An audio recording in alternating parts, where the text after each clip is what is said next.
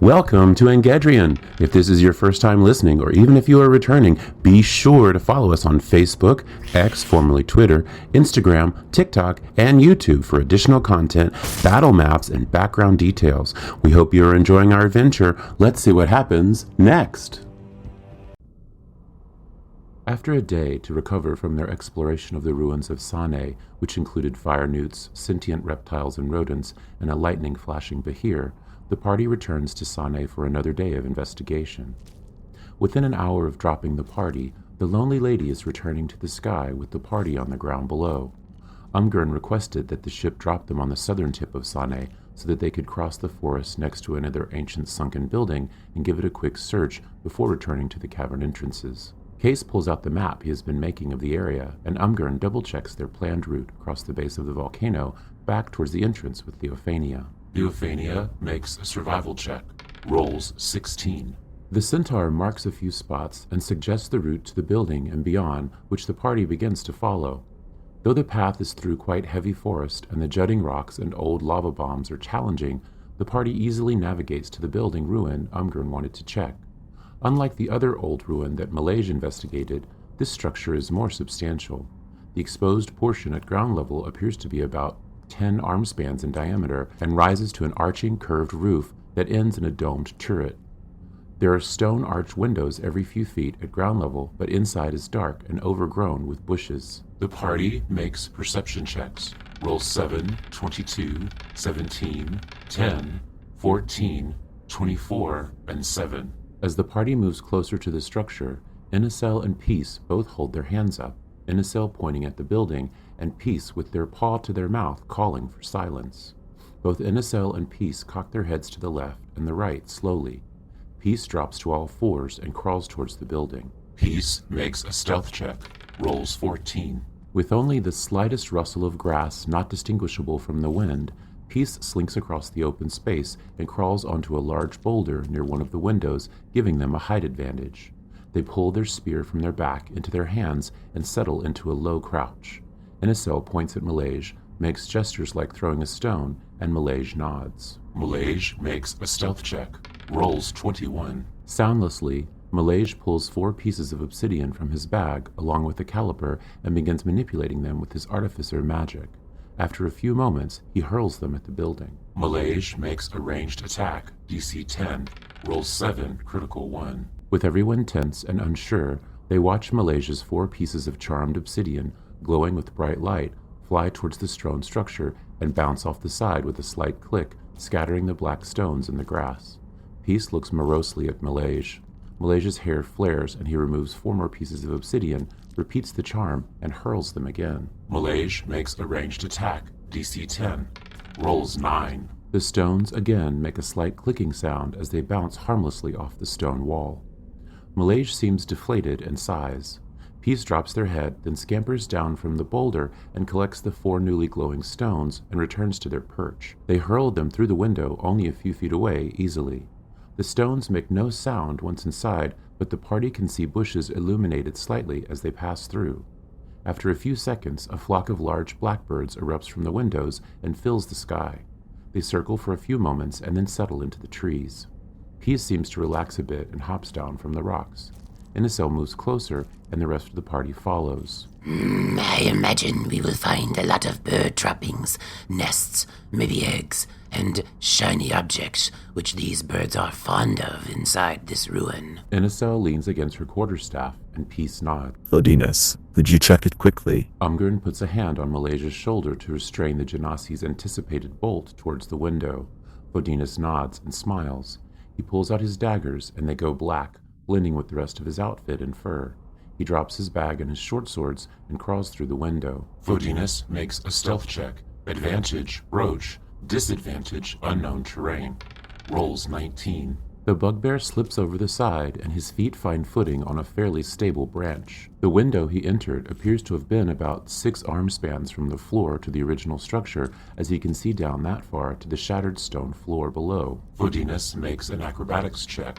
Rolls 16. Dropping from branch to branch quietly, he makes it to the floor in a few seconds without much trouble. Above him, below the windows, He can now see a large 2-arm span in diameter rest of branches, debris, sticks, and leaves that must be the nest of birds. The floor of the room is littered with bird droppings, but not much else. A large stone archway door leads northeast out of the main room, but the door has long rotted away. Only rusted metal hinges remain.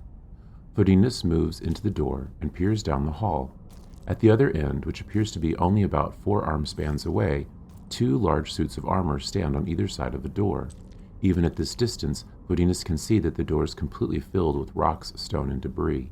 He moves closer to the armor. Fodinus makes a dexterity saving throw, DC 20, rolls 27, critical. As he begins to place his foot, the stone underneath it feels different, and he quickly lifts it back up. He drops to the ground and studies the spot, noticing that the stone has a seam and must serve as an activating lever for a trap. Fodinus makes a traps check, rolls 23. Using his dagger tip, Fodinus lifts the stone up and reveals a metal toggle and spring. Dropping even lower to the floor, he presses down on the lever, expecting to spring the trap. Nothing seems to happen. He frowns and squints, assuming some arrows or blades would have attempted to strike him down. He stands and looks around. The 2 suits of armor are now moving towards him quickly. Fodinus and 2 animated armor roll for initiative. Animated armor A makes 2 slam attacks at Fodinus. Rolls 21 and 18 versus AC 18 for 11 bludgeoning damage. The armor on his right charges quickly at Fodinus and pummels him twice with its metal arms and shoulders. Fodinus attacks animated armor A with dagger, moves into melee with animated armor B, attacks with dagger, assassinate, sneak, and surprise. Rolls 28 critical versus AC 18 for 12 piercing damage, rolls 18 for 42 piercing damage. Fodinus stabs at the armor that pummeled him, tearing through part of its chest plate, then bolts to the other armor, still in melee with the former, and unleashes a surprise attack, cleaving the chest plate and sending bits of armor clattering to the floor. Animated armor A makes 2 slam attacks at Fodinus, rolls 6 and 5 critical fail for no damage. The standing armor charges back towards Fodinus, but steps on the leg piece of its fallen companion and misses Fodinus by less than a finger, then slams into the wall. Fodinus makes 2 dagger attacks, rolls 13 and 27 for 2 piercing damage. Fodinus takes advantage of the armor against the wall to stab it twice with his daggers, but the blades seem to slide off its backplate, causing little harm. Animated armor A makes 2 slam attacks at Fodinus, rolls 20 and 17 for 7 bludgeoning damage. The armor rattles its arms and stomps its feet. Fodinus smirks at the show of anger from the metal construct. It rushes him again and leaps, catching Fodinus off guard and slamming into him solidly once. As Fodinus falls back from the blow, the second slam misses short. Fodinus makes 2 dagger attacks, rolls 21 for 9 piercing damage and 27 for 5 piercing damage. Fearing this armor may get the best of him, Fodinus twirls his daggers and leaps, bringing both down into the creature's shoulders at the neck. The head falls off and the rest of the armor collapses. Fodinus receives 400 experience points. Fodinus makes an investigation check, rolls 14. Scouring around the hallway quickly, Fodinus sees nothing of value, but does find that multiple stones in the floor are rigged to activate the suits of armor. Within the armor scraps, he finds 2 animated sigil remnants. He returns to the main room and touches his earring. Fodinus receives 2 suits of full plate armor and 2 arcane sigil remnants. Fodinus uses earring to message group. Please connect 2 coils of rope and drop one end down to me. Hold on to the other. He returns to the hallway and collects all of the pieces of armor and the sigils. By the time he returns, the rope is waiting. He threads the end through each piece until all of it is secured and then begins climbing with the rope over his shoulder. He touches his earring again. Fodinus uses earring to message the group. I'm heading up. Please take up the slack in the rope. After less than a minute, he is at the top and crawling out of the archway. He hauls the end of the rope onto the ground, which makes a large metal clanging and clattering sound. The birds in the trees take flight for a moment and then resettle quickly. Malaysia, are you sure there wasn't anything in that first building you searched? Fodinus makes an intimidation check versus Malaysia's insight check. Rolls 17 versus 14. Malaysia, still standing next to Umgurn, quickly ducks behind the drow and cowers. Fodinus bursts into laughter. Umgurn turns to the Genasi and drops to his knees so they are at eye level. He places his hands on both of the Genasi's shoulder. Malaysia's hair brightens with the flames of embarrassment. Malaysia, I know you fought a similar creature. Why did you lie about it? I don't know. I thought you would all be mad at me because I was being risky. But it was awesome. I destroyed it with one blow with my lightning wand. Malaysia smiles confidently, but the disappointment on Umgurn's face does not falter. Malaysia's smile drops, and he drops his head. I'm sorry, Umgurn. Umgurn chucks Malaysia's chin and turns his head to Fodinas. I think it is someone else who you owe an apology. Fodinas would have been much better off knowing such a threat was possible. And Malaysia suddenly has a look of horror on his face. I didn't even think about that. He's so quick and quiet. I assumed he could handle anything. And, of course, I could, little one. I accept your apology. In a cell, can I get a potion, please? Fodinas drinks a potion of greater healing, rolls 18 hit points. Now you, Malaysia, are going to carry all of the scrap metal for me. Fodinas laughs again and begins adorning himself with his swords and bag. Malaysia smiles, still embarrassed, and moves towards the armor scraps. Theophania moves closer with her cart. Don't be silly, Fodinas. Load this scrap into my cart. I don't want even the possibility of us bumbling around in those caverns with it. She folds her arms sternly, and both Malaysia and Fodinas move the pieces inside. She smiles when they aren't looking. After the party gets moving again, the path to the tunnel's entrance gets somewhat easier, and they arrive again at the overgrown cavern entrances within a couple of hours. The right northern entrance and the east entrance are very similar, and Fodinas reminds the group of what he and the familiars saw in the first exploration. Case pulls out the maps of the tunnels he's been making. Case makes a cartography check, rolls 11. Based on the layout of these entrances and what we saw in the other, I am confident that if we take the north-right passage, everything to the west of it will be those crystal caves which were narrow and treacherous. Directly northeast of us, these two entrances connect in those areas of excavation. We don't have a sense yet of what is beyond that excavation. He looks up and nods. Peace pats him on the back softly. my suggestion is the north-right passage, and we use the familiars to explore those narrow crystal caves. If the excavations that Fodinas saw were formal, I doubt there is much of importance to the source of this volcano in there, but we should check.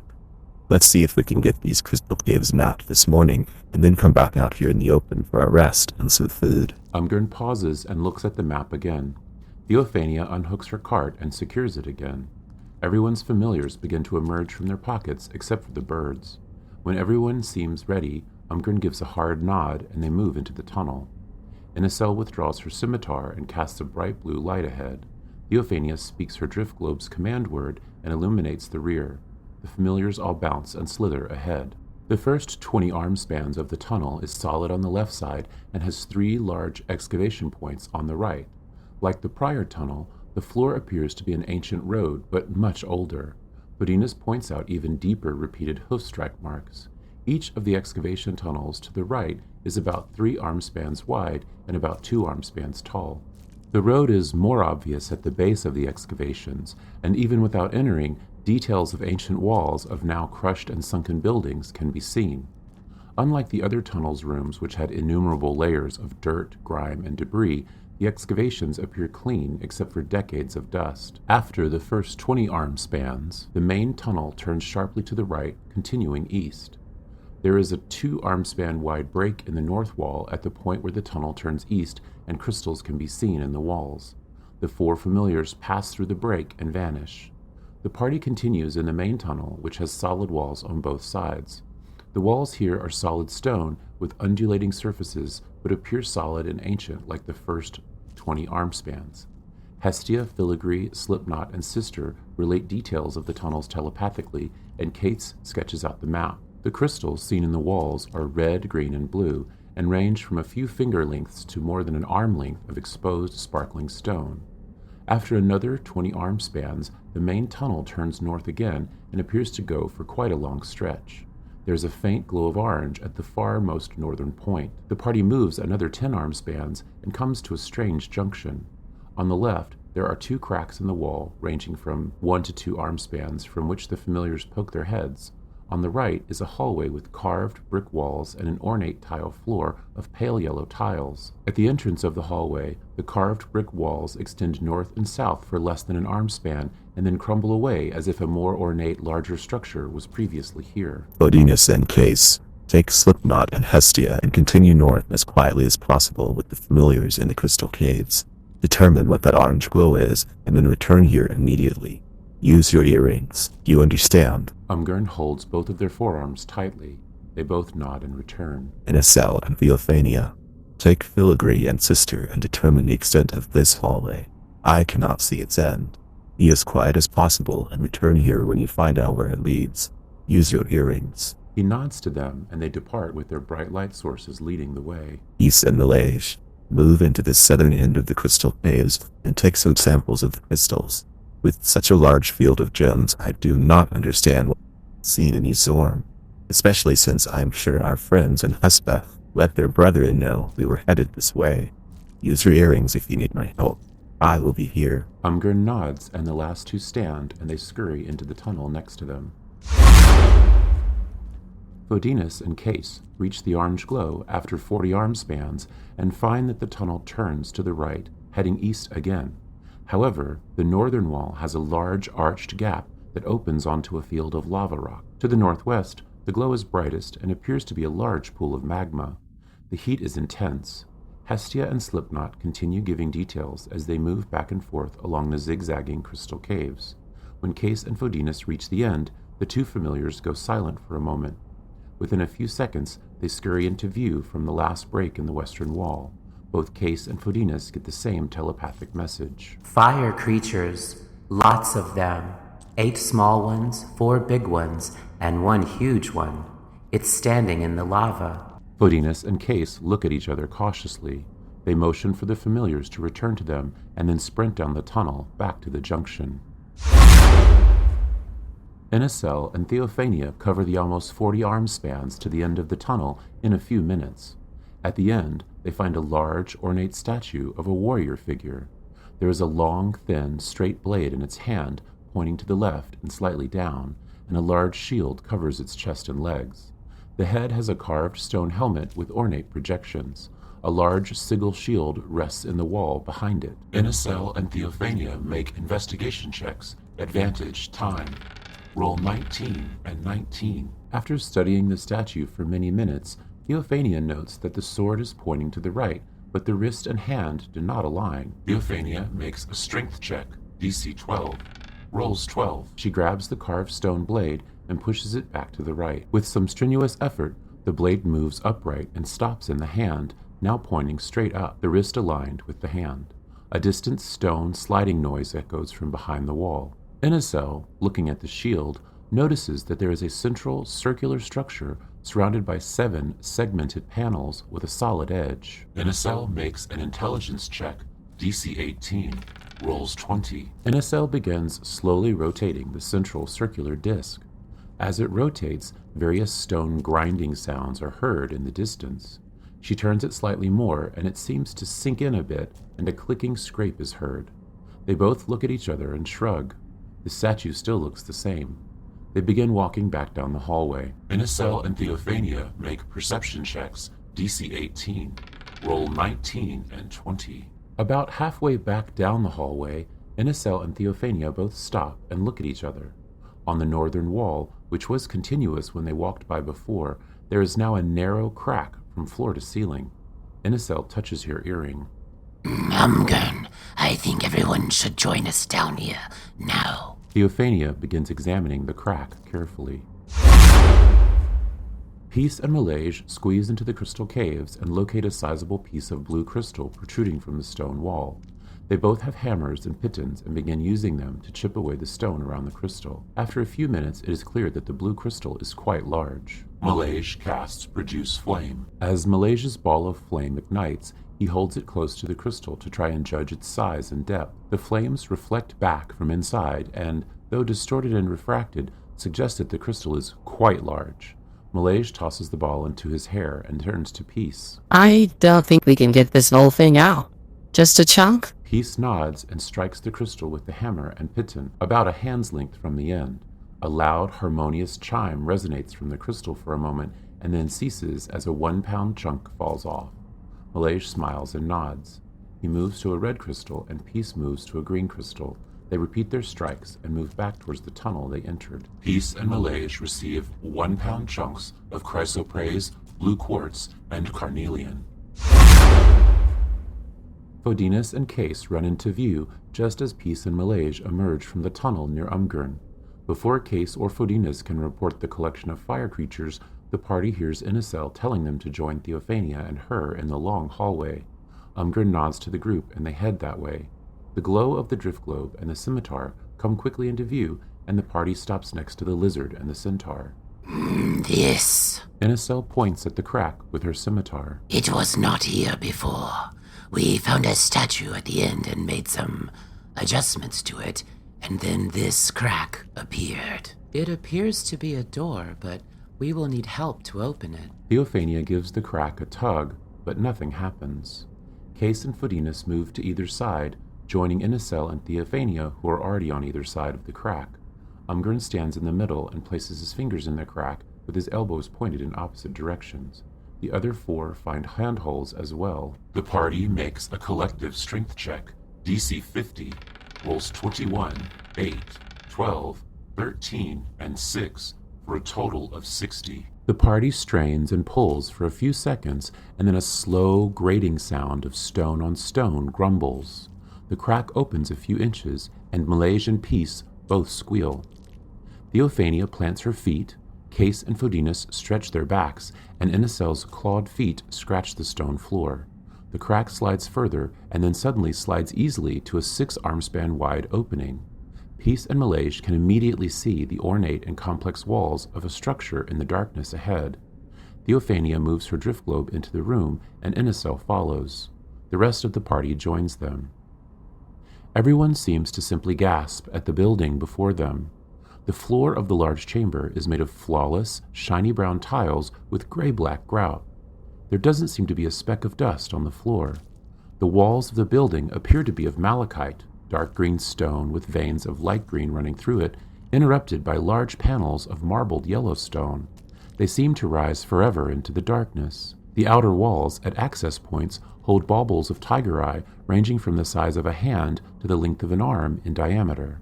Directly in front of the party is a circular column with stone archway doors on either side that are enormous, at least 3 arm spans wide and 6 arm spans tall.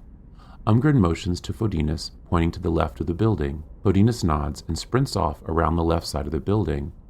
After a few minutes, Fodinas comes around the right side, slightly out of breath. This building has the same basic structure all the way around. It's about 30 arm spans long and wide. I can't see the top. It seems to be the only thing in this space. There are no other doors. He smiles and nods. Umgurn looks at the group and sighs. This is something special. We should be cautious. Those doors were not made for us. Just because it has been sealed, however long, doesn't mean that there isn't something dangerous in here. Are we clear? Malaysia and Peace are still bouncing with excitement. They calm down a bit and then nod. All right, let's see what's here. Use your earrings, and be careful. As a group, the party moves to the left door and enters the building. Theophania uses the command word, and her drift globe emits bright daylight sufficient to illuminate the room completely and in fine detail. She sends it to hover at a point in the center of the room. The details of the room become immediately clear to everyone. The floor in this area is made of polished white marble stones fit together tightly with fine yellow grout. This space is about 12 arm spans by 12 arm spans, but it is connected to 2 other similar rooms to the north and the east by a large open wall.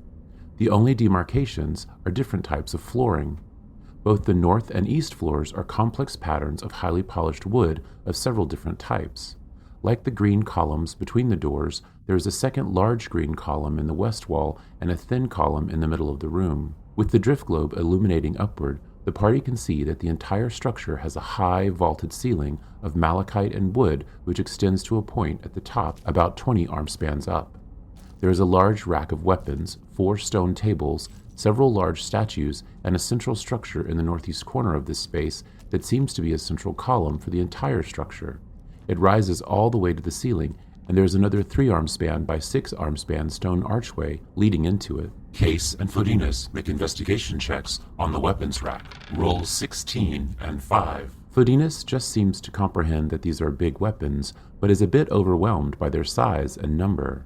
Case, however, studies them with a bit more precision and even lifts a few of them a finger's length off of their supports to get the weight of them. Fodinas, these are the weapons of giants.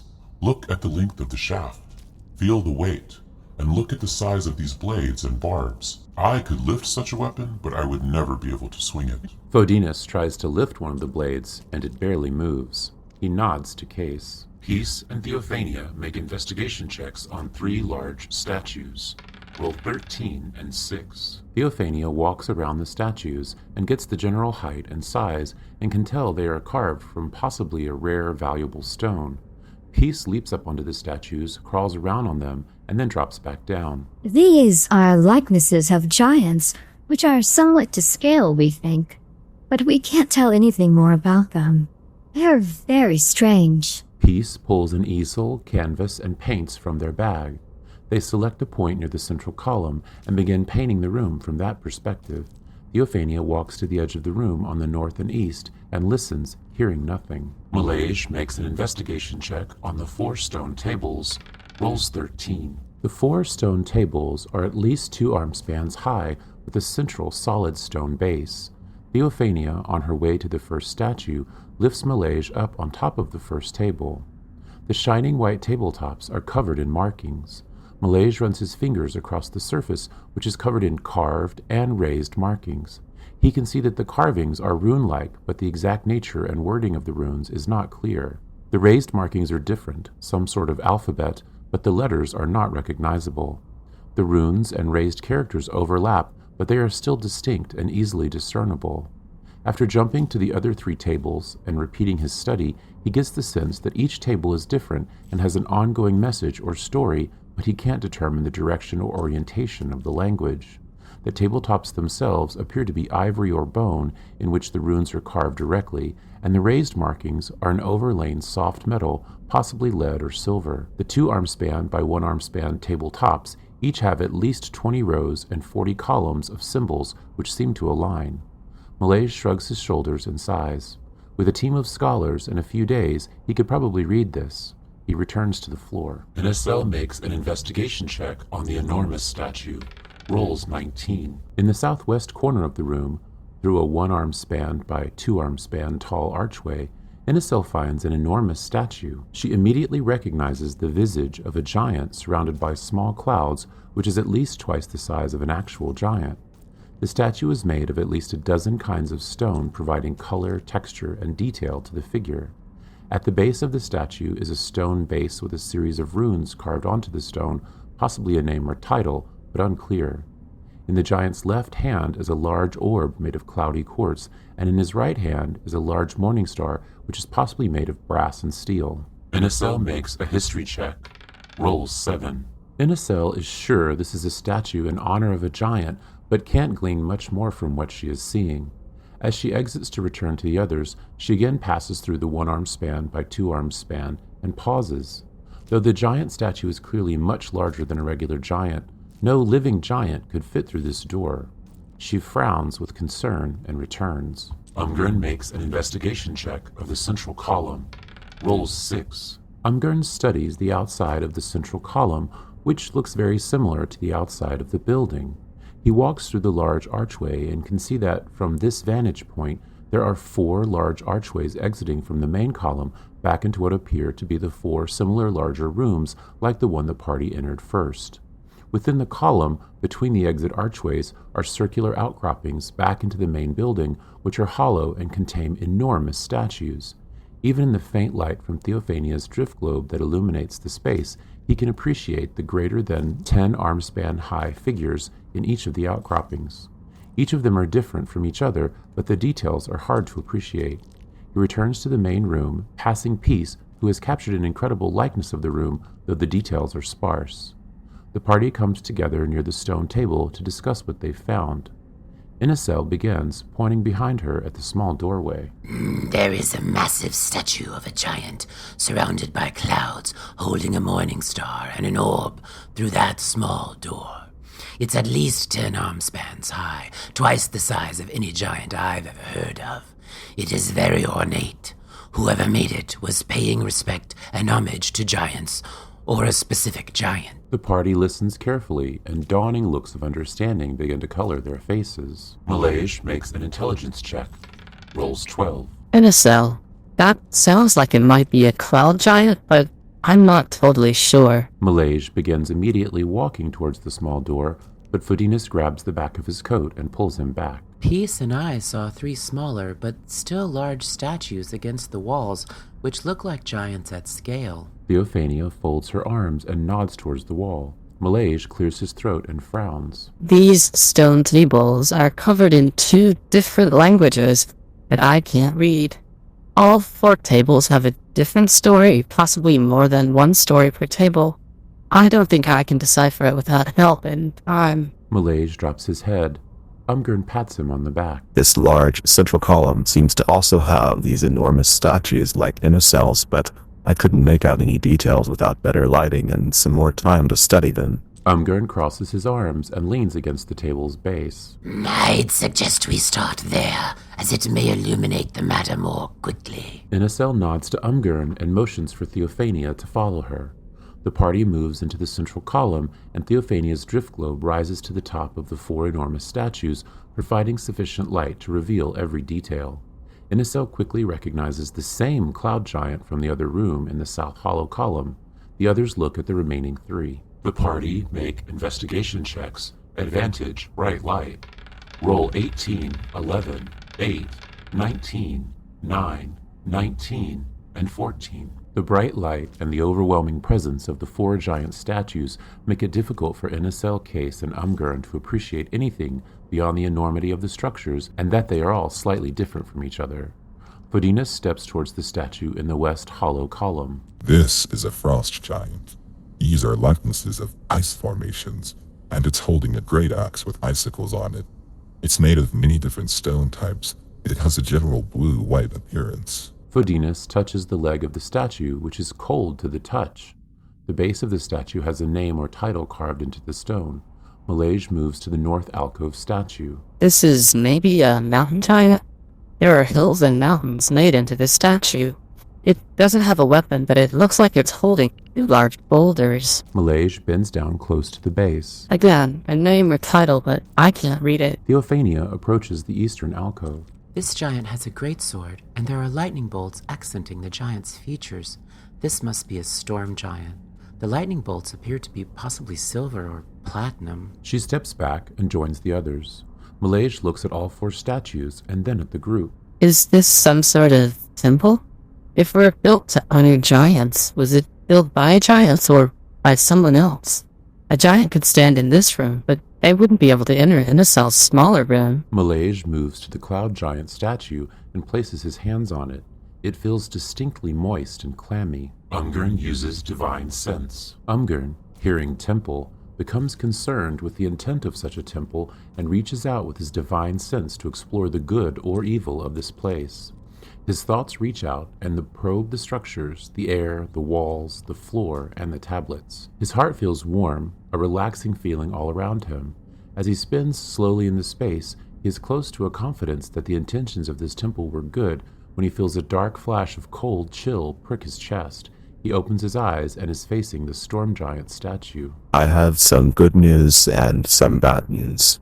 The good news is that my senses tell me this temple is mostly benevolent and good. I think it was, in fact, a temple of worship, possibly worshipping these particular giants. But the bad news is there is a dark rivulet of evil emanating from that statue. He points at the storm giant statue and looks at the group. Peace steps towards the stone giant statue and stoops down to look at the carved runes. They place a paw on the base and feel a small shock from the stone. They pull their paw away quickly and return to the group behind Case. Let's check the other rooms, Umgern. If that statue is evil, it's been asleep for a long time, and I think we shouldn't wake it. Inacel exits through the same door and the others follow. Theophania moves the drift globe into the space north of the first room. As they previously saw, the floor in this space has 3 or 4 different types of highly polished wood in mostly square and rectangular patterns. Another set of 4 stone tables are here, but there are only 2 statues against the wall. There's another small door in the northwest corner. Where there was a rack of weapons in the other room, there is a pyramid of bottles, flasks, urns, and vials meticulously balanced to a height of 3 arm spans. Many are made of clear glass and are filled with various colored liquids which glow, sparkle, flash, and swirl. Malaysia makes an Arcana check. Rolls 14. That is not a miracle of meticulous placement. There is magic holding those containers in place. Malaysia approaches the pyramid and pulls a stoppered glass flask from the pile, filled with an orange flickering liquid with a puff of smoke between the liquid and the stopper. The flask comes away easily, and the pyramid seems to shift to accommodate the missing flask and settles back into perfect stability. Malaysia opens the stopper and takes a small taste of the potion. Malaysia makes an Arcana check. Advantage taste. Rolls 22. Well, this is probably a potion of fire breath, I think. A cold chill passes through Malaysia, and all of the potions seem to flicker. On the other side of the pyramid, a grayish, misty form begins to coalesce into a tall figure holding an ethereal great axe. When it fully forms, it lets the great axe head land on the floor and seems to lean on the handle, though the entire figure still floats a few inches off the floor. It is indeed a potion of fire breath. It is a fiery man. These are my potions. They were made as offerings to me. I do not mind that you have taken that one, because it has been so long since anyone placed a potion in my temple, so keep it as a gift. But in return, please tell me who you are and how you are here. I drowned in an ocean of time so long ago I hunger for knowledge. Malaysia walks around the pyramid to stand a few feet in front of the misty form and bows very deeply, placing the flask on the ground between them. He stands back upright as tall as his tiny form can. The misty form towers over him. Malaysia receives a potion of fire breath. Malaysia Arndale, Fire Genasi, Lunark, Akatari, Initiate, High Sorcery, and Artificer. These are my trusted companions, Bodinus, Inisel, Case, Ungern, Euphania, and Peace. We are here at the behest of our king, the great wizard, Kalia of Nephilia. More than 500 years of Varana ago, the land above us was the thriving city of Sayne, which was destroyed by fire and magic by dark dragons from the south. The magic tainted the land until the Zorn of the Underdark swallowed up the magic and returned life to this land. However, a volcano recently erupted near the ruins of Sayne. We are here to assess and salvage the history, lore, and artifacts of this place before it is consumed by lava. Malaysia pauses and bows deeply again. Bodinus giggles at Malaysia's slightly inaccurate but concise history of Sayne, and Umgren kicks him in the shin. He frowns, and the rest of the party stand up straight and stare solemnly at the misty form. Sayne, Nephilia, these names are not known to me.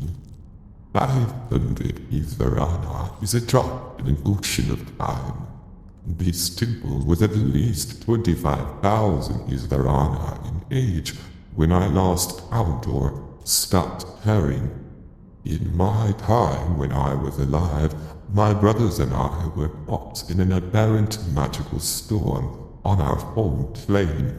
We were not brothers at the time. In fact, we were at war. The arcanes, Dorn, stole the Vorlights and deposited us on the shores of a strange land.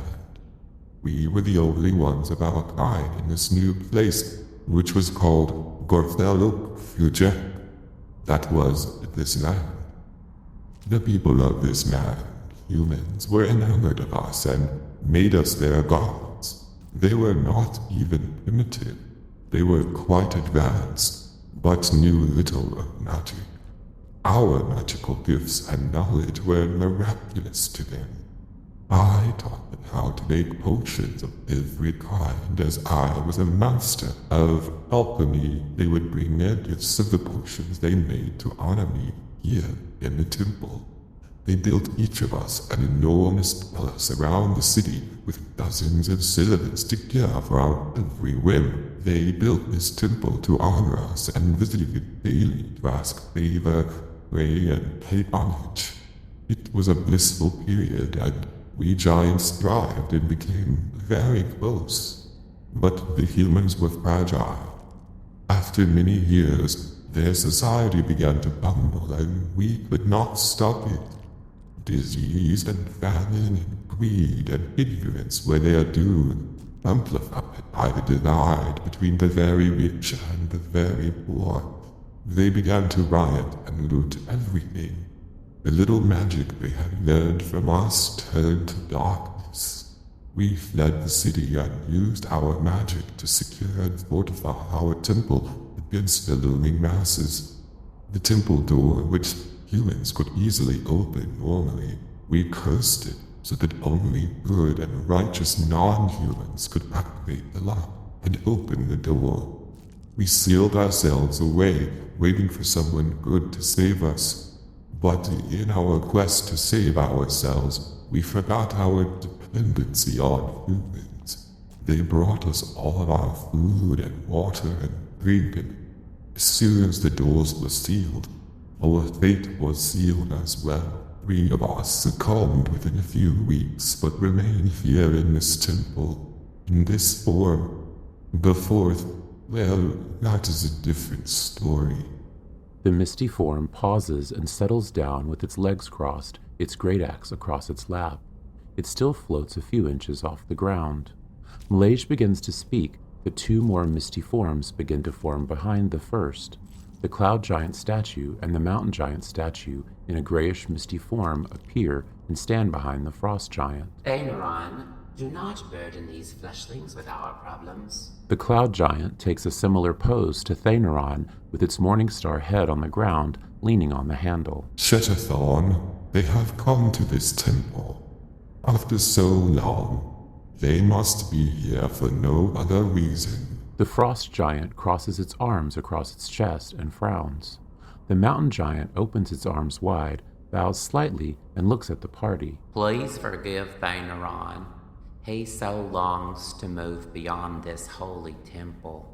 Shadowthorn is also a bit of a jaded, brooding fellow, so he is fine with eternal suffering. I am Brunel. I am perhaps their voice of reason, or perhaps I am just not as stubborn as them. The mountain giant closes his arms with his hands together with interlocking fingers. Malaysia stands quickly. These sirs, explain about the 4th. Our leader, Unburned Luthra, most righteous paladin of Pathilia, sensed a dark, evil presence within this otherwise joyous and holy place. What is the evil he sensed? Is that your problem? Malaysia makes an intimidation check versus giant ghost's insight check. Rolls 12 versus 17. The 3 misty forms all smile broadly, and Thayneron laughs out loud. Please don't hurt us, little one. Shadowthorn joins Thayneron in laughing. Malaysia, angry by their sudden dismissal of him, flares with flames. His hair flickers nearly a foot high, his eyes are white hot, and the heat coming from his feet causes him to levitate an inch off the ground. Okay, fiery man. Calm down. Our 4th brother, Peasendale, did not handle our impending deaths so well. He fought it harder than we did, and in the end, struck a deal with the dark force he found in his insanity.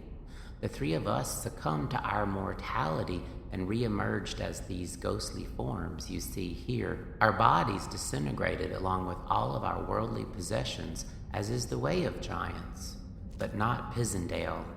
At his death, he did not leave his body. It slowly decayed, but the magic of this temple preserved him for longer than normal. Now, he is a ferocious, evil skeleton of his former self. We are, of course, very powerful ghosts and could, for example, slaughter all of you quickly, but we are benevolent spirits and wish you no harm. However, we simply cannot harm our undead brother.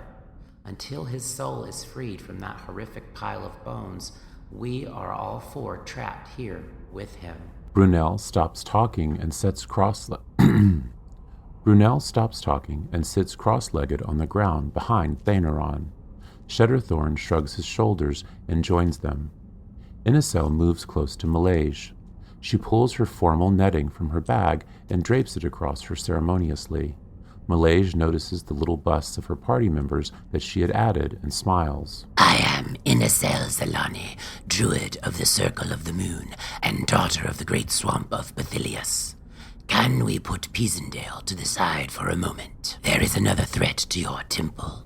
A volcano has recently emerged within the ruins of Sayne. Our estimation is that it happened very recently and has not yet calmed down. This temple could be consumed by lava at any point. She bows, and the wooden trinkets on her netting make soft clinking sounds. The three giant ghosts lean a bit closer. Thanaron scratches his ghostly chin. Tell us more of this volcano. Inesel, Peace, Fodinus, and Umgurn recount the initial survey of Sayne from the air, the findings in the ruined buildings, and the tunnels they have explored so far. The three large ghosts murmur among themselves for a few moments. We are trapped on this plane, but not in this temple. We simply choose to stay in the temple out of fear. But give us a few moments. We may be able to find a small crumb of courage to help you.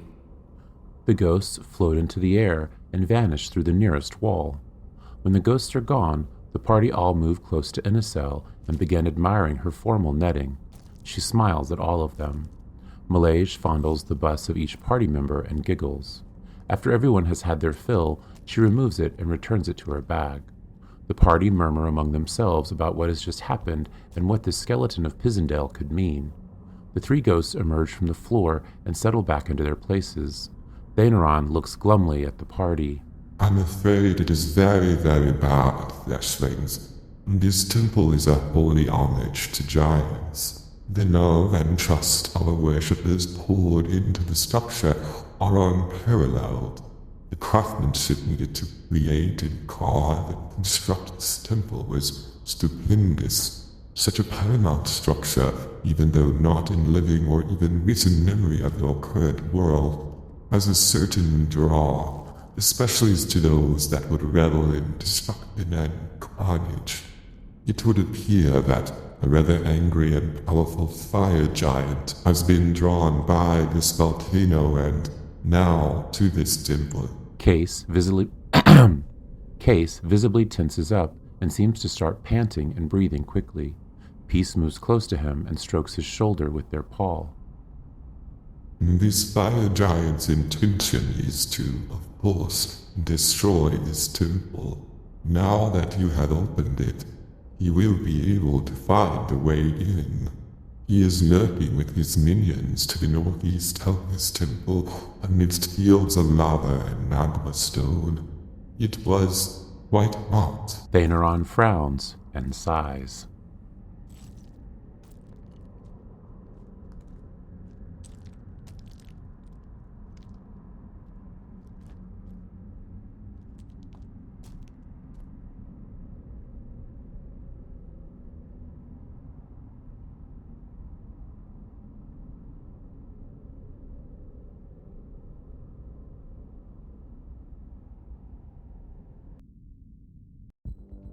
Thank you for visiting Engedrian. Don't forget to find us on Facebook, X, formerly Twitter, Instagram, TikTok, and YouTube for additional content, battle maps, and background details. We hope you're enjoying our adventure. We can't wait to hear what happens next.